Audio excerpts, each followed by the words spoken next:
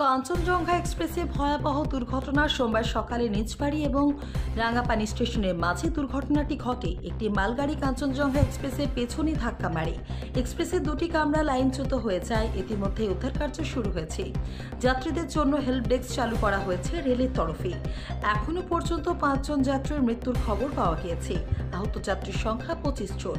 Kanchenjunga express দুর্ঘটনায় এখনো পর্যন্ত 5 জনের মৃত্যুর খবর পাওয়া গিয়েছে।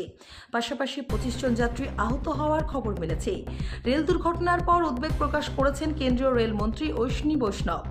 এনডিআরএফ, এসডিআরএফ, রেলের উচ্চপদস্থ আধিকারিকেরা ঘটনাস্থলে পৌঁছে দ্রুত উদ্ধার কার্য শুরু করেছেন বলে জানান কেন্দ্রীয় রেলমন্ত্রী।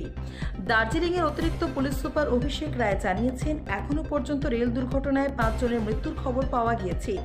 শেষ পাওয়া খবর পর্যন্ত 25 জন যাত্রী আহত হয়েছেন। হতাহতের সংখ্যা আরও বাড়তে পারে বলে মনে করা হচ্ছে।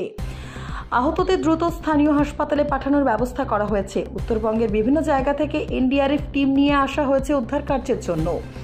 এনবিএসটিসির 10টি বাস যাত্রীদের নিতে ঘটনাস্থলে যাচ্ছে। 50টির বেশি অ্যাম্বুলেন্স পাঠানো হয়েছে আহত যাত্রীদের উদ্ধারের জন্য। রেল দুর্ঘটনার পর কেন্দ্রীয় রেলমন্ত্রী অশ্বিনী বৈষ্ণব জানান, নর্থ ইস্ট ফ্রন্টিয়ার রেলওয়ে ডিভিশনে দুর্ভাগ্যজনক রেল দুর্ঘটনা। যুদ্ধকালীন তৎপরতায় উদ্ধার কার্য চলছে। রেল, এনডিআরএফ এবং এসডিআরএফ এর যৌথ সমন্বয়ে কাজ করছে। আহতদের হাসপাতালে স্থানান্তর করা হচ্ছে।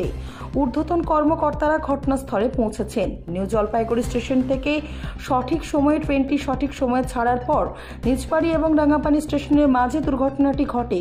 এক্সপ্রেস ট্রেনের পেছনের অংশে সজোরে ধাক্কা মারে একটি মালগাড়ি। এক্সপ্রেস ট্রেনের দুটি কামরা লাইনচ্যুত হয়ে যায়। জানা গিয়েছে, কাঞ্চনজঙ্ঘা এক্সপ্রেসের একটি কামরা ঝুলন্ত অবস্থায় রয়েছে।